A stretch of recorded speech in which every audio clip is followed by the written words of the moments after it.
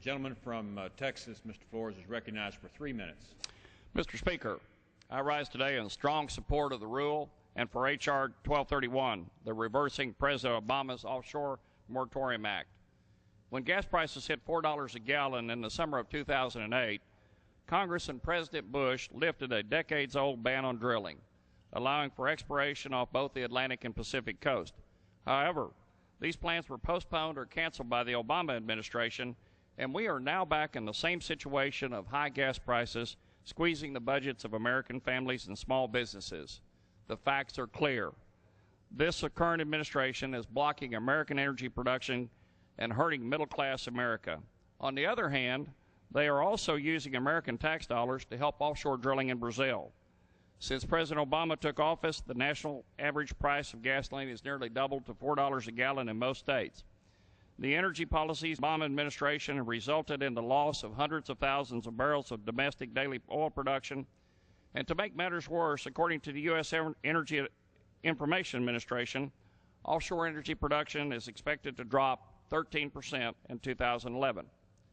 It's not too late to change our country's course of action and to begin to undo the damage done by these policies.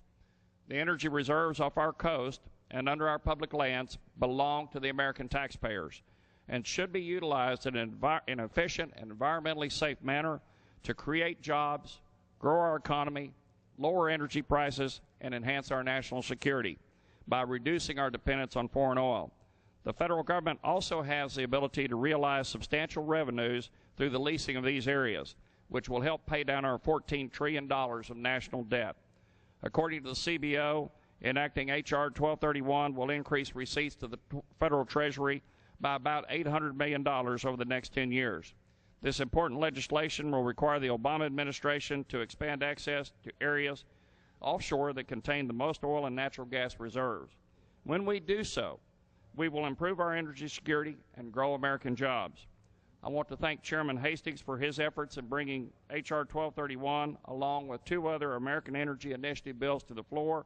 I also would like to offer special appreciation to Chairman Hastings for allowing me to propose an amendment, to have an amendment added to H.R. 1229, which includes language from a bill I recently introduced and which extends certain leases affected by the administration's moratorium for a year.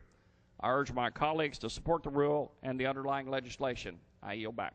Gentleman from Texas.